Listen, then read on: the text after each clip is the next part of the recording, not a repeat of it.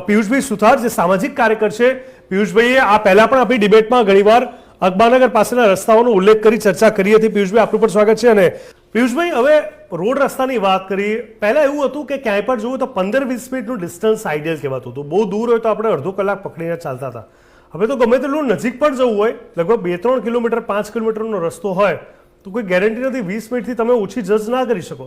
અને એની પાછળ અચાનક જ થયેલો વસ્તી વધારો નથી, પણ અચાનક થયેલો વાહનોનો વધારો પણ નથી. પણ હા, ચોક્કસથી જે રીતે રોડ રસ્તાના પ્લાનિંગનો જે અભાવ છે એ ચોક્કસ છે. અકબરનગર સર્કલની તમે વાત કરો અને એ તમે જુઓ તો તમને ખબર પડશે કે જે 8-10 રસ્તાઓ છે દરેક ડિરેક્શનમાં જઈ રહ્યા છે. ખબર છે 132 ફૂટનો મેઇન રોડ જે છે એ ત્યાં કનેક્ટેડ છે. એરપોર્ટ જવા માટે ત્યાંથી રસ્તો થાય. આટલા બધા રસ્તા હોવા છતાં વારંવાર આપણને ખ્યાલ આવે છે કે કોઈ ને કોઈ રીતે ત્યાં થોડું વધારે સારું પ્લાનિંગ કર્યું હોય તો કદાચ ઘણું બધું થઈ શકતું હતું. આ તો માત્ર એક રસ્તાની વાત કરી, આવા તો ઘણા બધા રસ્તા છે. વારંવાર બ્રિજ બને, તૂટે. હજી તો હું ઘણા બધા પોઈન્ટ પર આગળ આવી રહ્યો છું ધીરે ધીરે. શું કહેશો પિયુષભાઈ, શું આપણે ક્યાંક ચૂક રહી ગઈ છે વહીવટી ક્ષેત્રે, કે ક્યાંક કહી શકાય કે ઓન પેપર તો બધું સરસ હોય પણ જ્યારે એક્ઝિક્યુશનની વાત આવે કેમ આટલા આપણે પાછા પડી રહ્યા છે?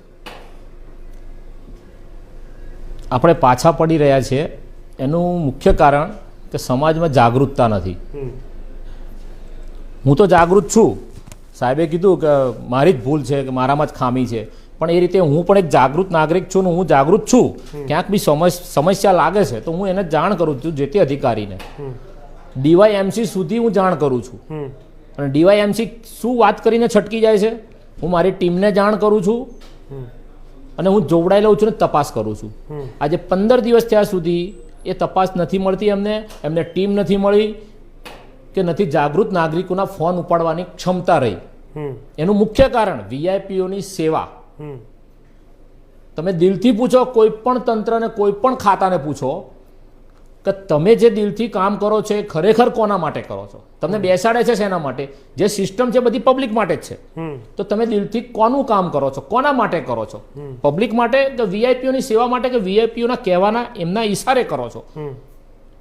આજની હું વાત કરું, આજે હું 2 દિવસમાં GST બ્રિજ ન્યૂ રાણીપ જતો, 2 દિવસમાં જવાનો ને આવવાનો રોડ એટલો અપ ટુ ડેટ બનાવી દીધો છે. તમે જુઓ કે ત્યાં સ્કેટિંગ કરી શકાય તમારે.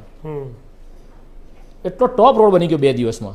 અને રોડ બ્રિજ પૂરો થાય પછી તમે જુઓ ને તો જાણે ગાલે ખીલ થયા હોય ને, મોટા તંત્રના ગાલે ખીલ થયા હોય ને એવા ખાડા છે. અને ત્યાં આગળ નાના નાના પેલી બેન્ડેડ મારી હોય ને એ જે પટ્ટીઓ મારીને થીગડા મારી દીધા છે. તો હવે આ જે ખરેખર સિસ્ટમ કોના માટે છે એ બહુ મહત્વની વસ્તુ વિચારવાની છે પબ્લિકે, કે આ લોકો કોના માટે બેઠા છે? ખરેખર એ લોકો ભણેલા છે કે કોના માટે ભણ્યા છે? VIPઓની સેવા કરવા, ગુલામી કરવા? અરે VIPની ગુલામી કરવા કે જનતાની સેવા કરવા? જનતાની જો સેવા ખરેખર કરતા હોય ને તો તમે જનતાનો કોઈ પણ નાગરિકને એક ફોન ઉપાડીને વાત કરી શકો છો. તમે ક્લાસ 1 ઓફિસર છો તો તમે જનતાનો, નાગરિકનો સમસ્યાનો એક ફોન આવે ને તો એને ઉપાડીને તમે ખાલી વાત કરો ને તો જનતાને એમ લાગે કે ખરેખર આપણા માટે બેઠા છે. પણ મને એવું નથી લાગતું કે જનતા પણ આટલી એફર્ટ કરતી હશે, એ પણ એક પ્રશ્ન છે. અને તમે ફોન ઉપાડીને વાત કરવાની વાત કરી એ પણ મને ક્યાંક ડાઉટ જઈ રહ્યો છે. અને એનાથી બી મોટી વાત, પરિણામથી આપણને તો મતલબ છે. એ વાત કર્યા પછી સાંભળીને શું તાત્કાલિક પગલાં લેવામાં આવતા હશે એ સૌથી મોટો અહીંયા પ્રશ્ન છે. મિલિંદ, આ તમામની સાથે પિયુષભાઈ, કયા કયા રોડ રસ્તા કે જ્યાં તમને લાગે છે કે મોટા પાયે સુધારની આવશ્યકતા છે? ક્યાંક ઓવરબ્રિજની આવશ્યકતા છે, ક્યાંક અંડરબ્રિજની આવશ્યકતા છે, ક્યાંક રસ્તાઓને ડાયવર્ટ કરવાની આવશ્યકતા છે, ક્યાંક વગર કારણે ખોદકામ કરવું ન જોઈએ એવી આવશ્યકતા છે? કયા એવા રોડ રસ્તા તમને લાગે છે જે વધારે વપરાય પણ છે અને વધારે આ રીતે ઓક્યુપાય રહે છે? ઘણા રસ્તા એવા છે. બ્રિજ બનાવ્યા છે. બ્રિજ બનાવ્યા પછી એની સાઈડના એવા રસ્તા, તમામ બ્રિજોની સાઈડના નીચેના રસ્તા જે બ્રિજ ઉપર નથી જતા, બ્રિજની નીચે જાય છે, એ રસ્તા તમે જુઓ, એક પણ રસ્તો બ્રિજ ઉપર જે રસ્તો છે ને એવો રોડ નીચે નહીં હોય. કારણ કે નીચે જોવાની જરૂર જ નથી. કારણ કે અમે VIP, અમારે તો બ્રિજ ઉપરથી નીકળી જવાનું છે. અમારે ક્યાં કોઈનું જોવાનું છે? અમારે તો અમારી ગાડી મજબૂત, અમારી ગાડી મજબૂત, અને અમારો જે રોડ હોય એ રોડ, અમારા સેવકો જે હોય એ અમારા રોડ ક્લિયર કરી આપતા હોય છે. પછી અમારે નીચેના રોડ પર ક્યાં જવાની જરૂર છે? અમદાવાદના ઘણા બ્રિજોની, તમામ બ્રિજોની વાત કરું, તમામ બ્રિજોની બાજુના એક પણ રસ્તા એવા નથી કે જ્યાં આપણા ધારાસભ્ય, સાંસદ કે PM કે DM જે કંઈ હોય XYZ એ ગાડીમાં કે અમારા જેવાની ગાડીમાં આવી નીકળી શકે ત્યાંથી. કારણ કે મોંઘી દાટ ગાડીઓમાં ફરો એટલે એમને ખાડાની તો અસર થવાની જ નથી. તો પછી ક્યાં એ રોડ રસ્તા સારા કરવાની જરૂરત છે? જ્યાં વીઆઈપીઓને જવાનું છે એ રસ્તા રોડ સારા જ હોય છે, એમાં તો કશું જોવાનું નથી, ક્યારે પણ એમાં ખાડો પણ પડતો નથી હોતો. નહીં, એટલે તમે જે વાત કરી ને પિયુષભાઈ, એમાં જ્યારે નીચેનો રસ્તાની આપણે વાત કરીએ તો ઘણીવાર એવું હોય છે કે હવે ત્યાં તો ટ્રાફિક ડાયવર્ટ થવાનો આ રસ્તો દબાઈ જાય છે એટલે એના પર ધ્યાન નથી. અત્યારની જ વાત, તમારી વાત સાચી છે. અત્યારે તમે જુઓ તો જે શાસ્ત્રીનગર વાળો જે આખો રૂટ છે, જે તમે જોશો પલ્લો 4 રસ્તા વાળો, ત્યાં જ્યારે ઓવરબ્રિજ બની રહ્યો છે, હવે એ ક્યારે બનશે એ તો એક મોટો પ્રશ્ન છે. કોઈક મે કે છે, કોઈક ઓગસ્ટ કે છે. ખેર, એનો નીચેનો રસ્તો તમે જોશો તો એટલો ખાડા ખરબચા વાળો છે. અચ્છા દર્શક મિત્રો, અહીંયા કોઈ ચોમાસું નથી એ મારે તમને કહેવાની કોઈ જરૂર છે નહીં. એટલે એવું નથી કે વરસાદના કારણે રોડ રસ્તાનું ધોવાણ કે એવી કોઈ સ્થિતિ નથી. વારંવાર આ પ્રકારની જ્યારે ઘટના થાય, હા, એક વસ્તુ મને સારી લાગી છે, હું અહીંયા ચોક્કસ કહીશ, અને એ છે કે ઘણા બધા એવા રોડ છે મેં જોયા, ઘણી સોસાયટીની અંદરના પણ રોડ એવા છે કે જે આરસી રોડ કરી દેવામાં આવ્યા છે. પ્રગતિનગરનો જે આખો પટ્ટો છે, લગભગ કહી શકાય કે સ્ટેડિયમ સુધી નહીં પણ લગભગ ત્યાં એની આસપાસ સુધી એ આખો પટ્ટો રીસરફેસ કરવામાં આવ્યો છે અને ડામરની જગ્યાએ હવે આરસી રોડ કરીને ખૂબ મજબૂતાઈ સાથે બનાવવામાં આવે છે. સવાલ ત્યાં મને પણ એ થાય છે કે ત્યાં બે બાજુ આવવા જવાનો રસ્તો છે, એક રસ્તો બન્યો છે, ખબર છે બીજો બનાવવાનો છે, ખોદકામ થઈ ગયું છે, ત્યાં કામ શરૂ નથી થતું અને કામ પૂરું નથી થતું. એટલે આટલા નાના રસ્તા, એમાં પાછો એક જ રસ્તો થયો, એટલે એક જ રસ્તામાં ટ્રાફિકની અવર જવર, એટલે સમજો કે ત્યાં પણ ટ્રાફિકની સમસ્યા તો આપણે જ ઊભી કરી. તો જ્યાં સારું કામ થાય છે ત્યાં પણ કંઈક ચૂક રહી જાય છે, જ્યાં નથી થતું ત્યાં તો નથી જ થતું. એટલે પિયુષભાઈ, મને લાગે છે કે આમાં હરીફરીને એ જ છે કે કાંઈ જવાબદારીનો અભાવ અને બીજું પ્લાનિંગનો અભાવ. જવાબદારીનો પ્રભાવ અને પ્લાનિંગનો સૌથી મોટી બાબત એવી છે કે આપણા સાહેબે કીધું કે આગળ અધિકારીએ કીધું હતું કે સરકારી ઓફિસોમાં સુવિધાઓ, એસી ઓફિસોમાં બેસી કામ નહીં થાય, પણ આપી શું લેવા એસી ઓફિસો? જેનાથી કામ નથી થતું, નથી કરતા, તો એસી ઓફિસો શું કરવા આપી છે? અને તમે બદલ્યો કરીને તમે એને બચાવ કરો છો. જ્યારે એના પર કોઈ આરોપ આવે છે, કંઈ બી થાય છે, ત્યારે એને બદલી કરીને તમે એનો બચાવ કરો છો. એને ઘરે બેસાડે તો એનું લાયસન્સ રદ કરો, એની સર્ટિફિકેટ રદ કરો. તો એવા લોકોને શા માટે બેસાડે છે કે જનતાને, પબ્લિકની સેવા નથી કરતા અને નુકસાન કરે છે? અને બીજી વસ્તુ કે ટ્રાન્સફોર્ન અધિકારીઓ જે કંઈ હોય અમદાવાદ શહેરની જવાબદારીવાળા XYZ ખાતાવાળા, શું કાગડાની જેમ ઉડીને જાઓ છો તમે? તમે રોડ ઉપરથી નથી જતા?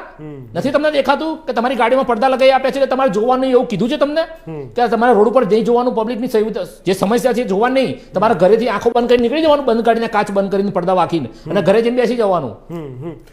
મહેશભાઈ, પિયુષભાઈ અને મિલિંદભાઈ, આપે માત્ર અમદાવાદ નહીં પણ ગુજરાતના તમામ મહાનગરોની વાત કરીએ કે બીજા શહેરો કે જિલ્લાઓની વાત કરીએ, તેમાં રોડ બરોડ નડતા લોકોને જે પ્રકારના બધા પ્રશ્નો હતા, રોડ રસ્તાને લઈને હેરાનગતિ પ્રજા માટે આપે જે આક્રમકતા દર્શાવી છે, આપે જે ચિંતા દર્શાવી છે, આપે જે ચિંતન કર્યું છે અને આપે જે ભ્રષ્ટાચારને લઈને ચિંતા વ્યક્ત કરી છે, એ માટે હું અને TV30ના તમામ દર્શક મિત્રો આપનો આભાર માનીએ છીએ. દર્શક મિત્રો, જ્યાં જ્યાં ઓવરબ્રિજ બન્યા એ માટે અમે આપના આભારી છે. જ્યાં જ્યાં તમે સારા રોડ રસ્તા કર્યા એના માટે પણ આભારી છે. સરકાર ખૂબ મહેનત કરી રહી છે, ફંડ આપી રહી છે, જોગવાઈઓ કરી રહી છે, અને પણ ક્યાંક ને ક્યાંક આપણને એવું લાગે છે કે ગ્રાઉન્ડ લેવલ પર જે કામ થવું જોઈએ, કારણ કે સરકાર પોતે નહીં આવે, તંત્રએ, વહીવટી ક્ષેત્રે, કોર્પોરેશને આગળ આવવું પડશે. અને જો તમારા મારા જેવા સામાન્ય માણસને ખબર પડે છે કે આ પ્રકારે રોડ રસ્તામાં ખોદકામ ન થવું જોઈએ, અહીંયા રોડ રસ્તા બંધ ન થવા જોઈએ, વારંવાર ડાયવર્ઝન ન થવા જોઈએ, રોડ બન્યા પછી આટલી મુશ્કેલીઓ ન થવી જોઈએ, તો પછી બનાવવાવાળાને, કોન્ટ્રાક્ટ સાઇન કરવાવાળાને, અમલીકરણ કરવાવાળાને કેમ એ દેખાતું નથી? એ પ્રશ્ન હજુ પણ યથાવત છે.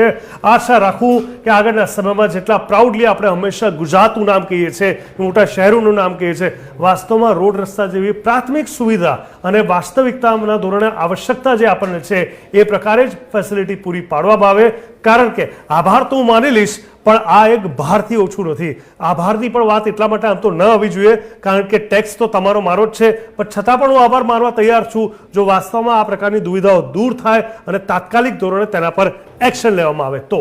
ચર્ચા છેલ્લે ચોકમાં બસ અત્યારે આટલું જ.